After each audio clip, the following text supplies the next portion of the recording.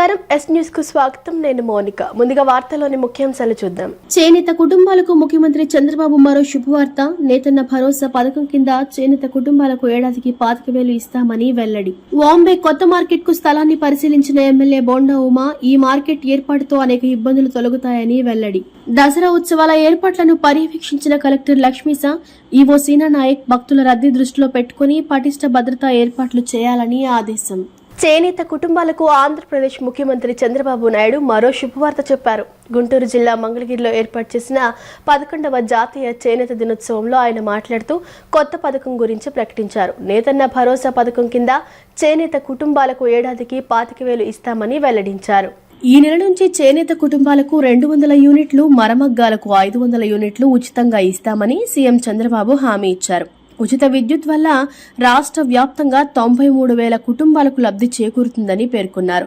వ్యవసాయం తర్వాత ఎక్కువ మంది ఆధారపడేది చేనేత పరిశ్రమపైనే అని జాతీయ చేనేత దినోత్సవం సందర్భంగా సీఎం చంద్రబాబు వ్యాఖ్యానించారు. నైపుణ్యం, సృజనాత్మకత కలయిక అయిన మన చేనేత పరిశ్రమ భారతీయ శక్తికి, సంస్కృతికి, సాంప్రదాయాలకు ప్రతీక అని కొనియాడారు. చిన్న వయసులోనే అనారోగ్యం పాలవుతున్న నేతన్నలకు అండగా నిలవాలనే ఉద్దేశంతో తొలిసారి నేతన్నలకు 50 ఏళ్లకే పింఛన్ ఇచ్చామని అన్నారు. అధికారంలో ఉన్నా లేకపోయినా తెలుగుదేశం పార్టీ చేనేత కార్మికుల కోసం పోరాటం చేసిందని గుర్తు చేశారు. కాకతీయుల కాలంలో నాణేలపైన నేతన్నల ముద్రలుండేటివి. బ్రిటిష్ వాళ్ళు మన దేశానికి వచ్చిన దానికి కారణం వ్యాపారం. ఆ వ్యాపారం ఏంటంటే చేనేత కార్మికులు నేస్తున్నటువంటి బట్టలు ఇక్కడ కొని వేరే దేశాలకు పంపించి వ్యాపారం చేసేవాళ్ళు. అక్కడి నుంచి వాళ్ళ ఆలోచన విధానంలో మార్పు వచ్చింది. మార్పు వచ్చిన తర్వాత మెషిన్లు పెట్టి చేనేత కార్మికులకు ద్రోహం చేసే విధంగా ఇక్కడి నుంచి ముడి సరుకు తీసుకుపోయి అక్కడ బట్టలన్నీ తయారు చేసి మళ్ళా మనకు పంపించారు. దీనివల్ల చేనేత కార్మికులు పూర్తిగా దెబ్బతిన్నారు. అందుకే మీరు ఒక్కసారి చూస్తే స్వాతంత్ర సమరంలో ప్రతి ఒక్కరూ ఒక ప్రేరణ ఇచ్చారు. ఖద్దరు బట్టలే ధరించాలి, మనం నేర్చినటువంటి ఇదే మనం చేయాలని నూలు వడకడం దగ్గర నుంచి దేశభక్తి చాటి చూపించారు. 1905లో స్వదేశీ ఉద్యమంలో భాగంగా ఆగస్టు 7న విదేశ బట్టల్ని బహిష్కరణ చేశారు. ప్రజలను మేల్కొల్పే జాతీయ సంపద విజ్ఞాన కేంద్రాలుగా గ్రంథాలయాలు విలసిల్లాయని మాజీ ఉపరాష్ట్రపతి వెంకయ్యనాయుడు అన్నారు. భారత స్వరాజ్య ఉద్యమంతో పాటు వివిధ సామాజిక ఉద్యమాల్లో కీలక పాత్ర పోషించాయని తెలిపారు. ఈ నెల 12న గ్రంథాలయ దినోత్సవం సందర్భంగా వారం ముందుగా విజయవాడ రామ్మోహన్ గ్రంథాలయంలో సమావేశం నిర్వహించారు. దేశ చరిత్ర, సంస్కృతిలో గ్రంథాలయాలకు విశిష్ట ప్రాధాన్యం ఉందని మాజీ ఉపరాష్ట్రపతి ఎం వెంకయ్యనాయుడు తెలిపారు. ప్రతి ఊరిలో ఒక గుడి, బడి, గ్రంథాలయం ఉండాలని సూచించారు. నిన్న సాయంత్రం విజయవాడ రామ్మోహన గ్రంథాలయంలో అభిమానుల కలయిక జరిగింది. ఈ కార్యక్రమంలో పాల్గొన్న వెంకయ్యనాయుడు గ్రంథాలయాల విశిష్టతను వివరించారు. సామాజిక ఉద్యమాల్లో చైతన్యం కలిగించేది గ్రంథాలయాలే అని అన్నారు. ఈ నెల 12న గ్రంథాలయ దినోత్సవం ఉందని ప్రతి ఒక్కరూ దీన్ని వేడుకగా చేయాలని సూచించారు. రాజా రామ్మోహన్ రాయ్ ఒక సంఘ సంస్కర్త అని ఆయన పేరుతో ఈ గ్రంథాలయం ఏర్పడటాన్ని కొనియాడారు. గ్రంథాలయాల నిర్వహణలో యువత భాగస్వామ్యులు కావాలని పిలుపునిచ్చారు. పుస్తకాన్ని మస్తకంలో ఎక్కించుకుంటేనే విజ్ఞానం అబ్బుతుందని, దానికి కులమతాలు లేవన్నారు. గూగుల్ వచ్చినా గ్రంథాలయానికి విలువ తగ్గలేదని, వీటిని మరింత మెరుగ్గా తీర్చిదిద్దేందుకు ప్రతి ఒక్కరూ కృషి చేయాలని కోరారు. ప్రజలు కూడా మన చుట్టూ జరిగే అభివృద్ధిలో భాగస్వాములు కావాలని పిలుపునిచ్చారు. అవనిగడ్డ శాసనసభ్యుడు మండలి బుద్ధప్రసాద్ మాట్లాడుతూ స్వాతంత్రోద్యమ చరిత్రకు రామ్మోహన గ్రంథాలయం ఒక చిహ్నమన్నారు. గ్రంథాలయ ఉద్యమాన్ని మలుపు తిప్పింది ఇదేనని, దీన్ని సంరక్షించుకోవాల్సిన బాధ్యత మనందరిపై ఉందన్నారు. అభిమానులందరికీ శుభాకాంక్షలు తెలియజేస్తూ మిమ్మల్ని అందరినీ కలవడం చాలా ఆనందంగా, సంతోషంగా ఉంది. విస్తరించిన అక్షర శక్తి గ్రంథం అయితే అనేక పుస్తకాల శక్తిని తనలో నింపుకున్న చైతన్య స్రవంతులు గ్రంథాలయాలు. ఈ చిన్న కార్యక్రమానికి వెంకయ్యనాయుడు గారు మళ్ళా రెండోసారి వచ్చారు. కార్యక్రమం చిన్నది కావచ్చు కానీ ఈ వేదిక దీని పుట్టు పూర్వత్రాలు ఇందాక చాలా వివరంగా మనకి తెలియజెప్పారు పూర్ణచంద్ర గారు. అంతటి మహోజ్వల చరిత్ర స్ఫూర్తి ఈ కేంద్రానికి ఉంది. దాన్ని దృష్టిలో పెట్టుకొని నేను రామచంద్రరావు, కోటేశ్వరరావు నాకు మీరు వచ్చినప్పుడు మళ్ళా ఒకసారి వస్తే బాగుంటుందని నేను ముందు వచ్చాను కదయ్యా నేనంటే, మీరు వస్తే నలుగురిని కలిస్తే గ్రంథాలయం ప్రాచుర్యంలోకి వస్తుంది, మరింతగా ప్రజలు దాన్ని ఉపయోగించుకుంటారు అని చెప్తే నేను సంతోషంగా నా కార్యక్రమం కొంత ఒత్తిడి ఉంది. ఇప్పుడు 6:30కి మళ్ళీ వేరే అపాయింట్మెంట్ ఉంది నాకు, ట్రస్ట్కి వెళ్ళాలి. అయినప్పటికీ కూడా అంగీకరించడానికి కారణం ఏంటంటే ఈ యొక్క రామ్మోహన్ గ్రంథాలయం యొక్క చరిత్ర, దీని యొక్క ప్రాధాన్యత, దాన్ని మనందరం కూడా ఉపయోగించుకోవడానికి అవసరాన్ని గురించి మరొకసారి విజయవాడ నగర ప్రజలకు తెలియజెప్పడం కోసం నేను ఈరోజు ఇక్కడికి రావడం జరిగింది. భారతీయ చరిత్రలో, భారతీయ సంస్కృతిలో గ్రంథాలయాలకు ఎంతో ప్రాధాన్యత ఉంది. ప్రముఖ విజ్ఞాన కేంద్రాలుగా, ప్రజలను మేలుకొల్పే జాతీయ సంపదగా గ్రంథాలయాలు వెలిసిదే. రామ్మోహన్ గ్రంథాలయాన్ని గురించి నేను వివరంగా చెప్పడం, ఎందుకంటే ఇందాక చాలా వివరంగా స్పష్టంగా మనకు చెప్పారు. కానీ గ్రంథాలయాలు ఇన్ జనరల్ వాటిని కాపాడుకోవడం, వాటిని ఏర్పాటు చేసుకోవడం, వాటిని ప్రోత్సహించుకోవడం అవసరాల గురించి ముఖ్యంగా ఈరోజు మీ ముందు ఉంచే ప్రయత్నం చేస్తాను. ఎందుకంటే రామ్మోహన గ్రంథాలయం అంటే కేవలం పుస్తక భాండారం కాదు, ఆంధ్రదేశపు స్వాతంత్రోద్యమ చరిత్రకి ఇది ఒక చిరునామా. ఆంధ్రప్రదేశ్ గ్రంథాలయోద్యమానికి ఇది ఒక ప్రారంభం చేసిన మాత్రమైన ప్రదేశం. సంఘ సంస్కరణోద్యమానికి నాంది పలికిన ప్రదేశం. విజయవాడ కీర్తికి ఒక పతాక వంటిది రామ్మోహన్ రాయ్ గ్రంథాలయం. ఈ గ్రంథాలయాన్ని పరిరక్షించుకోవటం అన్నది తెలుగు జాతి యొక్క ప్రథమ కర్తవ్యం చెప్పి నేను ఎప్పుడు కూడా భావిస్తూ ఉంటాను. ఎందుకంటే విజయవాడ నగర చరిత్రని గమనించినప్పుడు ఇందాక పూర్ణచంద్ర గారు చాలా విషయాలు చెప్పారు. విజయవాడ నగర చరిత్ర కానివ్వండి, కృష్ణా జిల్లా చరిత్ర కానివ్వండి, ఈ చరిత్రని మలుపు తిప్పింది ఏదంటే రామ్మోహన్ రాయ్ గ్రంథాలయం అన్న విషయం మనం గుర్తుంచుకోవాల్సిన అవసరం. సెంట్రల్ నియోజకవర్గంలోని వాంబే కాలనీలో కొత్త మార్కెట్ స్థలాన్ని ప్రభుత్వ విప్ ఎమ్మెల్యే బోండా ఉమామహేశ్వరరావు పరిశీలించారు. మౌలిక సదుపాయాలు లేక బీసెంట్ రోడ్లోని పాత మార్కెట్ కారణంగా ప్రజలు, వ్యాపారులు అనేక ఇబ్బందులు పడుతున్న నేపథ్యంలో ఈ కొత్త మార్కెట్ శాశ్వత పరిష్కారం కలిగించనుందని ఆయన తెలిపారు. విజయవాడ సెంట్రల్ నియోజకవర్గంలోని వాంబే కాలనీ డంపింగ్ యార్డ్ వద్ద 8 కోట్ల వ్యయంతో నిర్మించబోయే ఆధునిక చేపల మార్కెట్ నిర్మాణానికి సంబంధించి భూమిని ప్రభుత్వ విప్ సెంట్రల్ శాసనసభ్యులు బోండా ఉమామహేశ్వరరావు పరిశీలించారు. ఆయనతో పాటు మార్కెటింగ్ శాఖ, కార్పొరేషన్ అధికారులు కూడా ఈ పరిశీలనలో పాల్గొన్నారు.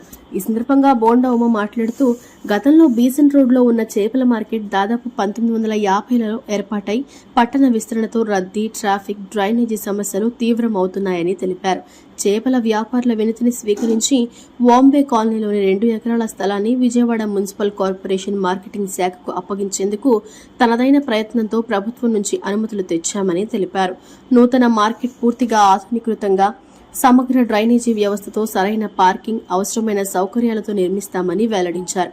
త్వరలో ప్రభుత్వ నిధుల మంజూరు అనంతరం పనులు ప్రారంభమవుతాయని, ఈ మార్కెట్ భావితరాలకు ఉపయోగపడే మోడల్ ఫిష్ మార్కెట్గా అభివృద్ధి చేయనున్నట్లు ఎమ్మెల్యే ఉమా వెల్లడించారు. దక్షిణాది రాష్ట్రాలలో సుపరిపాలన అందించిన సాహితీ సమరాంగణ చక్రవర్తి శ్రీకృష్ణదేవరాయల జీవితం స్ఫూర్తిదాయకమని సెంట్రల్ ఎమ్మెల్యే బోండా ఉమామహేశ్వరరావు అన్నారు. ఈ విజయనగర సామ్రాజ్యాన్ని పాలించి ప్రజలకు మెరుగైన సేవలు అందించారని, ఎన్నో ఆలయాలు నిర్మించారని తెలిపారు.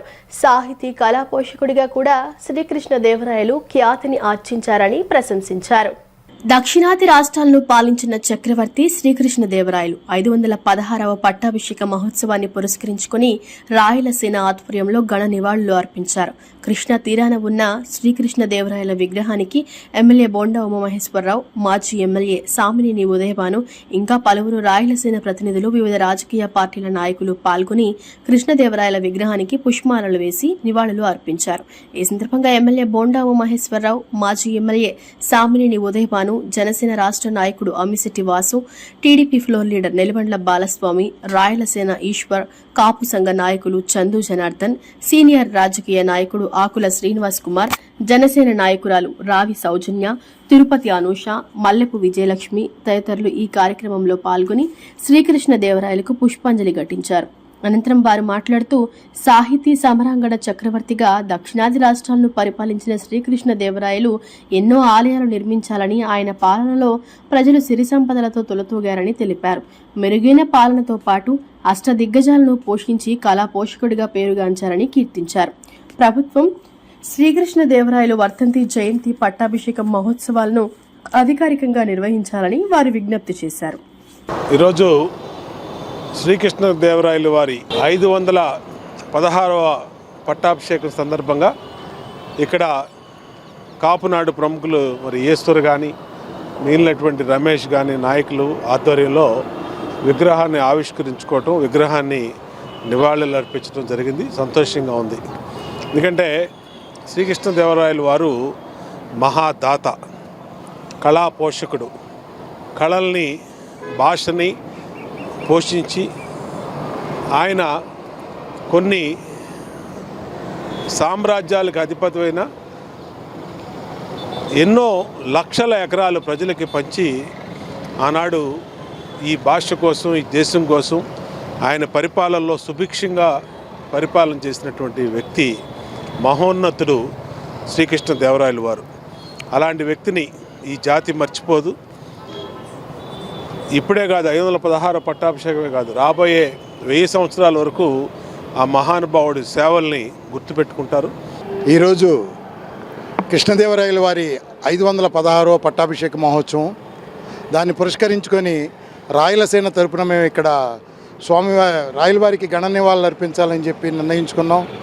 దీనికి మన లోకల్ శాసనసభ్యులు బోండా ఉమా గారు, అలాగే జనసేన నాయకులు, బీజేపీ నాయకులు అందరూ అటెండ్ అవుతున్నారు.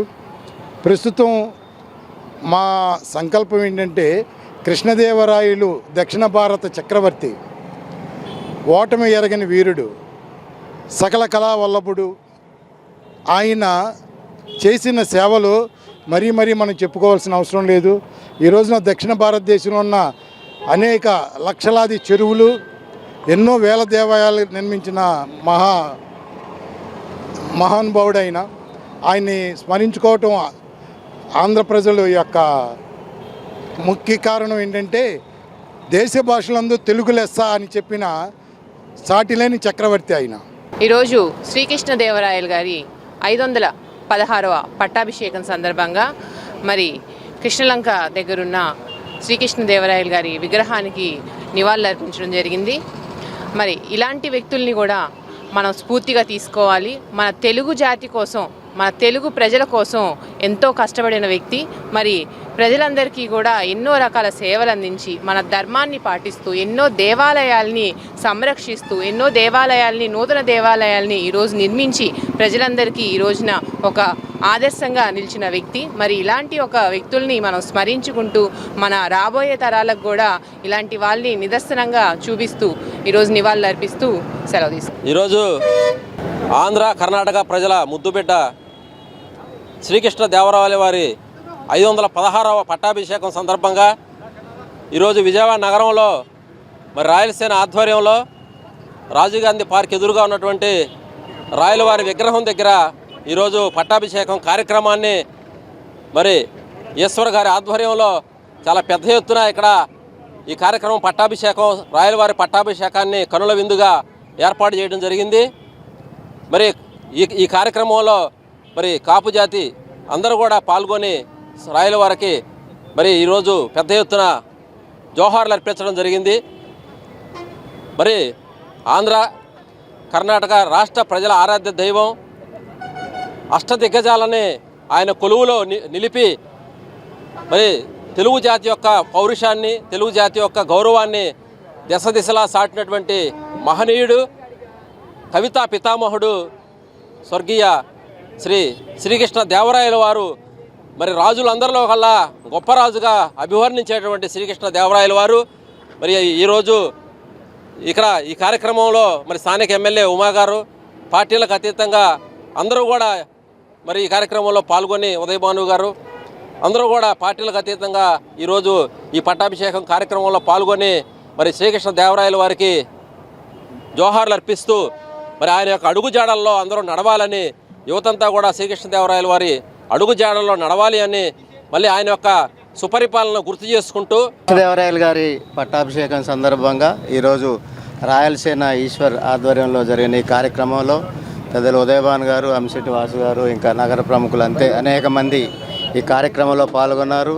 శ్రీకృష్ణదేవరాయలు గారు భారతదేశంలో ఏదైతే రాజుగా కొనసాగిన సందర్భం, భారతదేశం మొత్తం కూడా ప్రపంచ దేశాలకు ఆదర్శంగా ఆయన పాలన అనేది కొనసాగింది.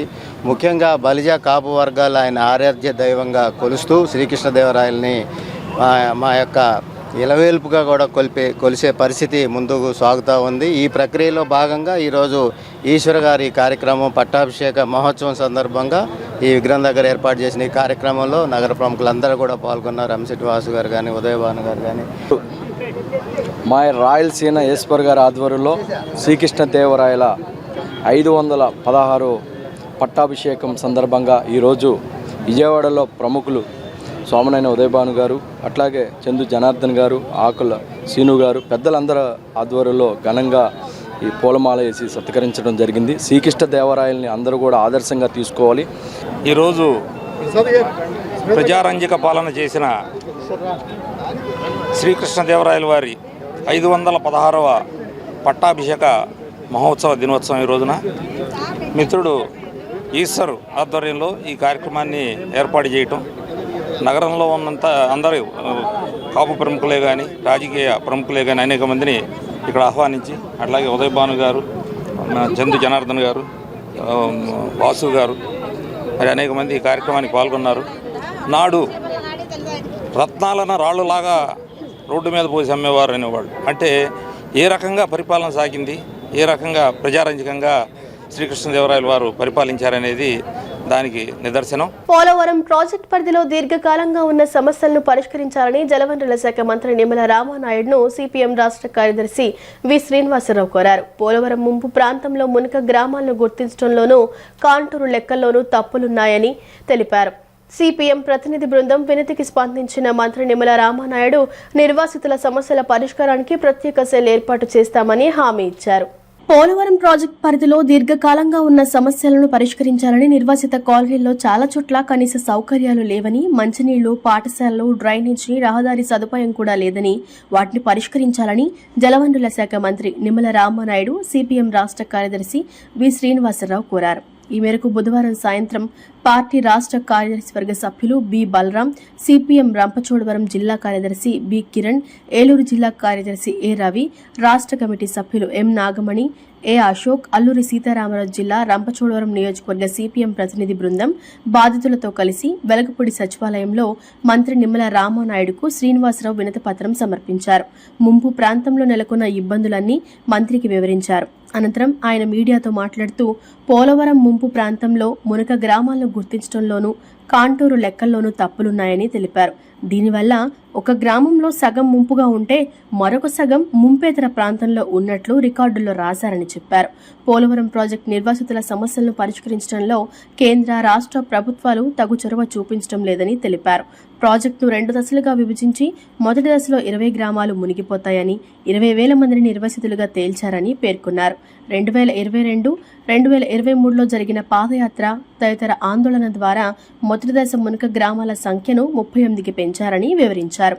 నిజానికి గత వరదల్లో 40 మీటర్లకు కూడా చేరకముందే 193 గ్రామాలు మునిగిపోయాయని, ప్రజలు పెద్ద ఎత్తున ఆందోళన చేస్తే మరో 36 గ్రామాలను చేర్చాలని అంగీకరించినా అమలు కాలేదని పేర్కొన్నారు. విజయవాడలో జరిగే దసరా ఉత్సవాలకు సంబంధించిన ఏర్పాట్లను ఎన్టీఆర్ జిల్లా కలెక్టర్ లక్ష్మీసా, ఈవో సీనానాయక్ పర్యవేక్షించారు. ఈ సందర్భంగా భక్తులకు ఎటువంటి ఇబ్బందులు లేకుండా చూసేందుకు దుర్గాఘాట్ జాతీయ రహదారి, కనకదుర్గా నగర్ సైట్, మహామండపం వంటి ప్రాంతాలను వారు పరిశీలించారు. మహామండపం వద్ద ప్రసాదం క్యూ లైన్లు, ప్రసాదాల నాణ్యత, పారిశుద్ధ్యంపై ప్రత్యేక దృష్టి సారించారు. ప్రసాద కౌంటర్ల వద్ద బయోడిగ్రేడబుల్ కవర్లు వినియోగిస్తున్న విషయాన్ని గుర్తించి సంతృప్తి వ్యక్తం చేశారు. భక్తుల రద్దీ దృష్టిలో పెట్టుకుని పటిష్ట భద్రతా ఏర్పాట్లు చేయాలని అధికారులను ఆదేశించారు. టీడీపీ ఎమ్మెల్సీ ఆలపాటి రాజేంద్ర ప్రసాద్ పై శాతవాహన కళాశాల ప్రిన్సిపల్ తీవ్ర ఆరోపణలు చేశారు.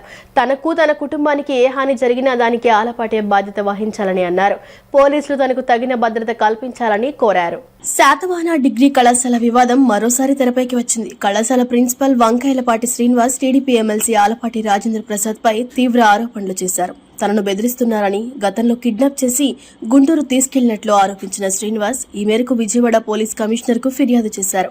ఆలపాటి నుంచి వచ్చిన ఫోన్ కాల్ రికార్డింగ్ ను మీడియాకు విడుదల చేసిన ఆయన సిఐడి ద్వారా తన ఫోన్ ట్యాపింగ్ జరుగుతోందని పేర్కొన్నారు. సీఎం దృష్టికి విషయాన్ని తీసుకెళ్లినప్పటికీ బెదిరింపులు కొనసాగుతున్నాయని, తనకు ఏదైనా జరిగితే అందుకు ఆలపాటి బాధ్యులని స్పష్టం చేశారు. అధికార పార్టీకి చెందిన నాయకుడిగా ఉన్న ఆలపాటి కళాశాల వ్యవహారాల్లో నేరుగా సంబంధం లేకపోయినా తనపై ఒత్తిడి తెస్తున్నారని వంకాయలపాటి అన్నారు. భయంతో పోలీసులు డీజీపీని ఆశ్రయించాల్సి వచ్చిందని వివరించారు. మొన్న 30వ తారీఖు ఆలపాటి రాజేంద్ర ప్రసాద్ మన ప్రెసిడెంట్ ఎమ్మెల్సీ కిడ్నాప్ చేశాడు. అప్పుడు మీడియాను పోలీస్ ద్వారా నేను బయటికి రాగలిగాను. 4 రోజుల క్రితం నుంచి మళ్ళీ ఫోన్ చేసి బెదిరిస్తున్నాడు. ఆయన బెదిరించి ఏంటంటే ఏదో రకంగా ఆయన వైపు నుంచి ఆయనకి సహకరించమని, ఆయనకి చేయమని, లేకపోతే చంపేస్తానని. నేను అదే విషయాన్ని కాల్ రికార్డింగ్ ఉంది, మీకు కాల్ రికార్డింగ్ పెడతాను. ఆయన అక్కడికి వెళ్ళి నేను డీజీపీ గారికి కంప్లైంట్ ఇచ్చాను. డీజీపీ గారితో పాటు ఇప్పుడు కమిషనర్ కూడా కంప్లైంట్ ఇవ్వడానికి వచ్చాను. నాకు ఆయనతో థ్రెట్ ఉంది, నాకు ప్రొటెక్ట్ చేయమని. ఎందుకంటే పోలీసుల సహకారం నాకు చాలా చేశారు. ఇప్పుడు కూడా నన్ను ప్రొటెక్ట్ చేయమని, నాకు హెల్ప్ చేయమని చెప్పడానికి వచ్చేసారు. రాష్ట్రంలోనూ డబుల్ ఇంజిన్ సర్కారు ఏడాదిలో చేసిన అభివృద్ధి ఏమీ లేదని, ఉత్త ప్రచార ఆర్పాటమేనని సిపిఐ రాష్ట్ర కార్యదర్శి కె రామకృష్ణ విమర్శించారు. 31,000 కోట్ల రూపాయలతో అప్పులతో కూటమి ప్రభుత్వం రివర్స్ పాలన సాగిస్తోందని ధ్వజమెత్తారు. వైఎస్ జగన్మోహన్ రెడ్డి మాదిరిగానే కూటమి పాలన ఉందని దుయ్యబట్టారు. నగరంలోని హనుమాన్పేట దాసరి భవన్లో సహాయ కార్యదర్శి ముప్పాళ్ల నాగేశ్వరరావు, మాజీ MLC jelly Wilson, Harnath Reddy, డేగా ప్రభాకర్తో కలిసి సిపిఐ రాష్ట్ర కార్యదర్శి కె రామకృష్ణ ఒంగోలులో జరగనున్న సిపిఐ 28వ రాష్ట్ర మహాసభలు సంబంధించి గోడపత్రికను ఆవిష్కరించారు. అనంతరం రామకృష్ణ మీడియాతో మాట్లాడుతూ మహాసభల సందర్భంగా సాంస్కృతిక రంగానికి పెద్దపీట వేయనున్నామని, అనేక మంది కళాకారులు భాగస్వామ్యులు కానున్నారని అన్నారు. మహాసభల సందర్భంగా ఈ నెల 23వ తేదీ సాయంత్రం 3 గంటలకు మహా ప్రదర్శన అనంతరం కొత్త మార్కెట్ మైదానంలో నిర్వహించే మహాసభను జయప్రదం చేయాలని పార్టీ శ్రేణులకు పిలుపునిచ్చారు. ఈ మహాసభలకు ముఖ్య అతిథులుగా సిపిఐ జాతీయ ప్రధాన కార్యదర్శి మాజీ ఎంపీడీ రాజా, పార్టీ జాతీయ ప్రధాన కార్యదర్శి కె నారాయణ, సిపిఐ తెలంగాణ రాష్ట్ర కార్యదర్శి ఎమ్మెల్యే కూనంనేని సాంబశివరావు, ఏఏకేఎస్ జాతీయ ప్రధాన కార్యదర్శి రావుల వెంకయ్య తదితరులు హాజరవుతారని వివరించారు. మహాసభల సందర్భంగా 20వ తేదీ నుంచి ఆంధ్రప్రదేశ్ ప్రజా నాట్య మండలి ఆధ్వర్యంలో సాంస్కృతిక కార్యక్రమాలు జరుగుతాయని, ఇందులో అనేక మంది కళాకారులు, సినీ రంగ ప్రముఖులు, దర్శక నిర్మాతలు, రచయితలు, కవులు పెద్ద సంఖ్యలో పాల్గొంటారన్నారు. వందే మాతరం శ్రీనివాస్, గోరటి వెంకన్న, తమ్మారెడ్డి భరద్వాజ, సుద్దాల అశోక్ తేజ, జయరార్, బాబ్జీ, ఏపూరి సోమన్న అనేక మంది కళాకారులు హాజరు కానున్నారని తెలిపారు. గతంలో కంటే భిన్నంగా సాంస్కృతిక రంగానికి పెద్దపీట వేయాలని పార్టీ నిర్ణయించిందన్నారు. దేశవ్యాప్తంగా మన సంస్కృతిని కించపరచడం, మత ఉన్మాదాన్ని రెచ్చగొట్టే పద్ధతులను వ్యతిరేకంగా గొప్ప సాంస్కృతిక కార్యక్రమాలు చేపట్టనున్నట్లు చెప్పారు. మిత్రులందరికీ నమస్కారాలు.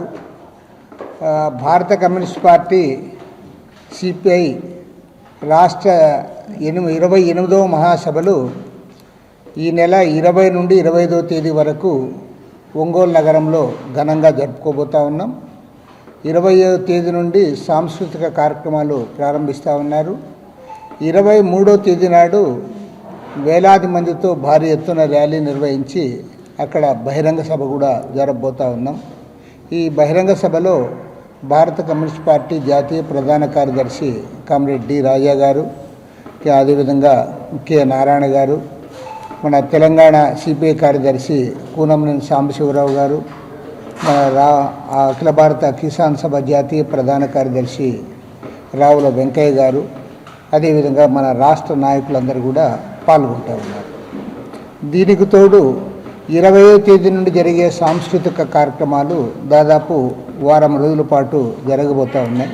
జగనన్న బడుగు వికాసం పథకం కింద ఆర్టీసీకి అద్దె బస్సులు నడిపిన ఎస్సీ, ఎస్టీ వాహన యజమానులకు పెండింగ్ లో ఉన్న సబ్సిడీలను తక్షణమే విడుదల చేయాలని ఎస్సీ, ఎస్టీ అద్దె బస్సుల యజమానుల సంఘం నాయకుడు రాజశేఖర్ ప్రభుత్వాన్ని కోరారు. విజయవాడ ప్రెస్ క్లబ్ లో నిర్వహించిన మీడియా సమావేశంలో ఆయన మాట్లాడుతూ గత వైసీపీ ప్రభుత్వం ప్రవేశపెట్టిన రివర్స్ టెండర్ల విధానం కారణంగా నష్టపోతానని తెలిసినా ఎంఎస్ఎంఈ పథకం కింద ఈ అద్దెకు బస్సులు నడిపామన్నారు. గత 4 ఏళ్లుగా ఎన్నిసార్లు విజ్ఞప్తి చేసినా వైసీపీ ప్రభుత్వం సబ్సిడీలు విడుదల చేయలేదని ఆవేదన వ్యక్తం చేశారు. ప్రస్తుతం అధికారంలో ఉన్న కూటమి ప్రభుత్వం పారిశ్రామికవేత్తలకు ఇస్తున్న సబ్సిడీలను స్వాగతిస్తున్నామని, అదేలా తాము పొందాల్సిన బకాయిలను కూడా విడుదల చేయాలని కోరారు. ఎస్సీ, ఎస్టీ సప్లాన్ నిధుల నుంచి ఈ సబ్సిడీలు చెల్లించాలని ప్రభుత్వాన్ని విజ్ఞప్తి చేశారు. నా పేరు ఈరి రాజశేఖర్. ఎంఎస్టీసీ కింద ఏదైతే మేము ఏపీఎస్ఆర్టీసీ హైర్ బస్సులు పెట్టామో ఈ ఏపీఎస్ఆర్టీసీ ఎస్సీ, ఎస్టీ, బీసీ అసోసియేషన్కి అధ్యక్షుడిగా నా పేరు ఈరి రాజశేఖర్ అండి. అయితే మాతో పాటుగా టిప్పర్స్ అసోసియేషన్ నుంచి శామ్యుల్ గారు ప్రెసిడెంట్గా ఉన్నారు. అదేవిధంగా ఇంకా మిగతా అసోసియేషన్ వాళ్ళు ఉన్నారు. మెయిన్గా ఈ ఎంఎస్ఎంఈ కింద రావాల్సిన సబ్సిడీస్ గురించినటువంటి అంశాన్ని మీ ముందు ఉంచాలని ఇష్టపడతా ఉన్నాం. మరి ఈ రోజున మీ ముందున్న అందరూ కూడా ఇక్కడ ఉన్నటువంటి అందరూ కూడా హైర్ బస్సు ఓనర్స్ అసోసియేషన్లో ఉన్నప్పటికీ అందరూ కూడా ఓనర్స్. ఈ రాష్ట్రంలో మరి 2020 ఆ ప్రాంతంలో ఎంఎస్టీసీ అనేటువంటి ఒక స్కీమ్ కింద ఏపీఎస్ఆర్టీసీలో రవాణా నిమిత్తం బస్సులకు టెండర్ వేయడం జరిగింది. సో దానిలో మరి ఆ టెండర్స్లో పాల్గొనడానికి కొంత జగన్మోహన్ రెడ్డి గారు ఏం చేశారంటే సబ్సిడీస్ ఇచ్చేటువంటి ఒక ట్రాన్స్పోర్ట్ రంగానికి సబ్సిడీస్ ఇచ్చే దానిలో ఆర్టీసీ బస్సులు కూడా సబ్సిడీ ఇవ్వాలని ఒక స్కీమ్ పెట్టడం జరిగింది. సరే, దీనిలో ఎస్సీ, ఎస్టీలు అనేటువంటి అందరూ కూడా మేము ఏదో పారిశ్రామికవేత్తలు అవుతాం, మా జీవితాలు బాగుపడతాయనే ఉద్దేశంతో అందరూ కూడా ముందుకు వచ్చి ఆ రివర్స్ టెండరింగ్ విధానం పెట్టినప్పటికి కూడా రివర్స్ టెండరింగ్ విధానంలో పాల్గొని మరి ఆ బిడ్లో తక్కువ కోట్ చేసి, ఎందుకంటే మేము ఖచ్చితంగా ఓనర్లు అవ్వాలన్న ఉద్దేశంతో మరి ఆ అగ్రిమెంట్ చేసుకొని ఏపీఎస్ఆర్టీసీకి బస్సులు పెట్టడం జరిగింది. విజయవాడ ఎంబార్కేషన్ పాయింట్ ను తిరిగి పునరుద్ధరించడంలో చొరవ చూపిన సీఎం చంద్రబాబు, ఉప ముఖ్యమంత్రి పవన్ కళ్యాణ్, మంత్రి లోకేష్ కు హజ్ కమిటీ చైర్మన్ హసన్ భాషా ధన్యవాదాలు తెలిపారు. పవిత్ర మక్కా యాత్రకు దరఖాస్తు చేసుకున్న 72 మందికి ఒక్కొక్కరికి 1,00,000 చొప్పున కూటమి ప్రభుత్వం అందించడం హర్షణీయమని అన్నారు. లబ్బిపేటలోని హజ్ కమిటీ కార్యాలయంలో బుధవారం విలేకరుల సమావేశంలో హజ్ కమిటీ చైర్మన్ హసన్ భాషా మాట్లాడుతూ రాష్ట్రానికి సెంట్రల్ హజ్ కమిటీ 2,550 మందికి హజ్ యాత్రకు అవకాశం కల్పించిందన్నారు. గత ఏడాది విజయవాడ నుంచి పవిత్ర మక్కా యాత్రకు దరఖాస్తు చేసుకున్న 72 మందికి ఒక్కొక్కరికి 1,00,000 చొప్పున కూటమి ప్రభుత్వం అందించడం హర్షణీయమన్నారు. ఈ ఏడాది మక్కా యాత్రకు వెళ్లే యాత్రికులకు విజయవాడ ఎంబార్కేషన్ పాయింట్ ను ఎంపిక చేసుకోవాలని కోరారు. అలా చేస్తే ప్రభుత్వం ₹1,00,000 అందజేస్తుందన్నారు. విజయవాడ ఎంబార్కేషన్ పాయింట్ ను నిలబెట్టుకోవాలంటే యాత్రికులు పెద్ద సంఖ్యలో విజయవాడ నుంచి పవిత్ర మక్కా యాత్రకు బయలుదేరాలని అన్నారు. హజ్ కమిటీ డైరెక్టర్ షేక్ అబ్దుల్ హుసేన్ మాట్లాడుతూ కూటమి ప్రభుత్వం మాటల ప్రభుత్వం కాదని చేతల ప్రభుత్వం అని విజయవాడ ఎంబార్కేషన్ పాయింట్ సాధించి చూపించిందన్నారు. ఈ కార్యక్రమంలో హబీబుల్లా, మహమ్మద్ సాజీ పాల్గొన్నారు. మేరే మెహతరం బుజుర్గ్ ఔర్ దోస్తో, ఈరోజు నారా చంద్రబాబు నాయుడు గారి ఆదేశాల మేరకు మరియు ఎండి ఫారూక్ గారైన మైనార్టీ మినిస్టర్ గారి ఆదేశాల మేరకు ఈ హజ్ కమిటీలో హాజీల కోసం ఒక మంచి నారా చంద్రబాబు నాయుడు గారు మీ అందరికీ ఒక శుభవార్త చెప్పాలని చెప్పేసి ఒక హజ్ కమిటీ ద్వారాగా నాకు ఆదేశాలు ఇవ్వటం జరిగింది. ఆ ఆదేశాలు ఏంటంటే, మన ప్రభుత్వం ఏర్పడిన తర్వాత కూటమి ప్రభుత్వము 15 నెలలైంది. ఈ 15 నెలల్లో నారా చంద్రబాబు నాయుడు గారు ముస్లింల కోసం అనేక అభివృద్ధి పనులు చేస్తూ ఉన్నారు. నేను 2025 హజ్ విజయవాడ ద్వారా హజ్కి వెళ్ళొచ్చాను. మేము ముందు విజయవాడ నుంచి పెట్టుకున్నాం, తర్వాత గవర్నమెంట్ మాకు హైదరాబాద్కి మార్చింది. చంద్రబాబు నాయుడు గారు, మన ఆంధ్రప్రదేశ్ చీఫ్ మినిస్టర్ చంద్రబాబు నాయుడు గారు వాగ్దానం చేసినట్లు కానీ మాకు ₹1,00,000 ఇస్తానని చెప్పారు. ఆ మాటని నిలబెట్టుకున్నారు. మాకు ₹1,00,000 ముట్టినవి కాబట్టి వెళ్ళే వాళ్ళకు కూడా ఇలాగే ఆర్థిక సాయం చేస్తారని చెప్పి మేము కోరుకుంటున్నాం. ఇప్పటి నుంచి చాలా వరకు అందరూ విజయవాడ నుంచే వెళ్ళాలని మేము కూడా కోరుకుంటున్నాం. మాకు తెలిసిన వాళ్ళకు కూడా మేము విజయవాడ నుంచి వెళ్ళమని చెప్తాం. మేము కూడాను మా మినిస్టర్ గారు కానీ మా హజ్ కమిటీ చైర్మన్ గారు మాకు బాగా సహకారం అందించారు. హైదరాబాద్ తీసుకెళ్ళి మాకు అక్కడ స్టే చేయించారు. మాకు చాలా చక్కగా మా ఏర్పాట్లు చూశారు. మేము వెళ్ళేటప్పుడు కూడా వచ్చేటప్పుడు కూడా మాకు అన్ని విధాలుగా సహకారం అందించారు. కాబట్టి మేము అందరికీ కృతజ్ఞతలు తెలుపుకుంటున్నాం. చంద్రబాబు నాయుడు గారు ఇక్కడ నుంచి పెట్టారు, చాలా బాగుంది వెళ్ళటం. ఇక్కడ నుంచి హజ్కి వెళ్ళటం హాజీలకి చాలా అనుకూలంగా ఉంటుంది. మళ్ళీ దానికి కొంతమందికి ఎక్కువైపోతుంది అనేసి కొంతమంది చాలామంది వెళ్ళకుండా ఉంటుంటారు. వాళ్ళకు కూడా ఏంటంటే సబ్సిడీ లాగా చంద్రబాబు నాయుడు గారు ఇవ్వటం చాలా సంతోషమైన విషయం. మన లాంటి వాళ్ళకి చాలామందికి చాలా ఉపయోగపడుతుంది ఆ అమౌంట్. చాలా సంతోషమైన విషయము. అందరూ దాని గురించి సంతోషిస్తున్నాం. Thank you. నా పేరు షేక్ అబ్దుల్ హుస్సేన్, నేను హజ్ కమిటీ డైరెక్టర్ని. మరి గౌరవనీయులు పెద్దలు మరి చైర్మన్ గారు చెప్పారు అన్నీ కూలంకషంగా. మరి మాటల ప్రభుత్వం కాదు ఇది, కూటమి ప్రభుత్వం అంటే చేతల ప్రభుత్వం.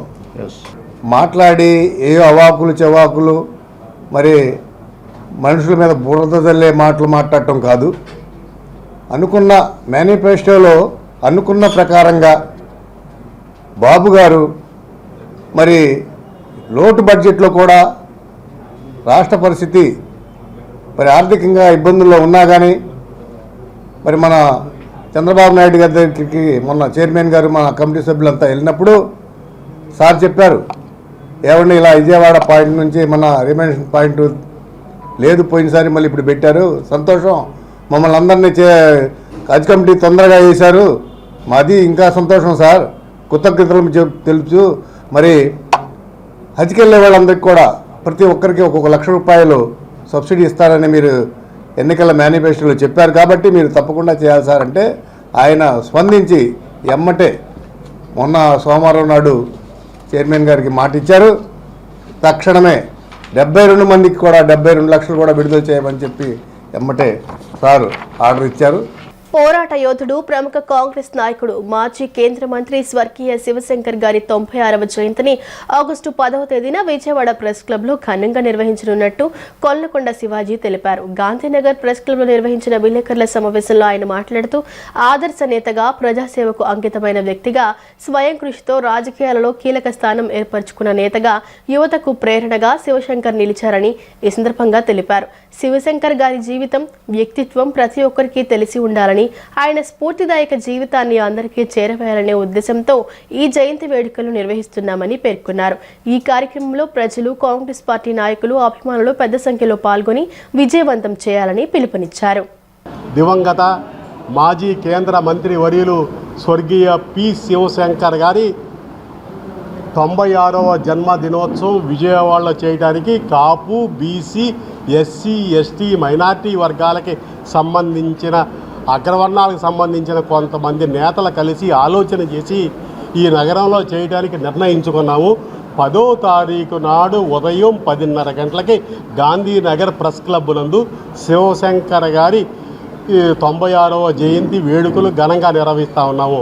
శివశంకర్ గారి వేడుకలు విజయవాడలో నిర్వహించడానికి ప్రధానమైన ఉద్దేశం ఏంటంటే నేటి తరానికి శివశంకర్ గారు చేసిన సేవ తెలియజేయాల్సిన అవసరం ఉంది.